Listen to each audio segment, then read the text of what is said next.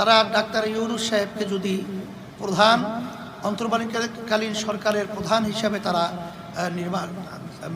দায়িত্ব দিয়ে থাকে, তার মাধ্যমে কি হয় বা না হয় সে তো রাজনৈতিক ব্যানারে কখনোই সে কাজ করে নাই।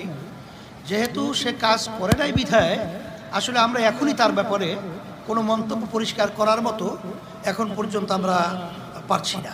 এটা আমরা দেখব যে আসলে আমরা যে সরকার আসবে, এখন তো আমরা তাদের ব্যাপারে জানি না বিধায় এখন তো অসমর্থনের কথা এখানে আসার সুযোগ নেই।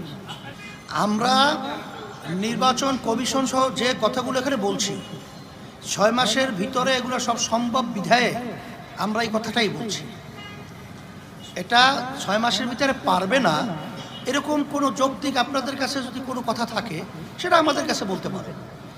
আমরা পারবো বলবো বিধায় দেব এবং পারা সম্ভব বিধায় এর জন্যই আমরা 6 মাসের কথা বলেছি।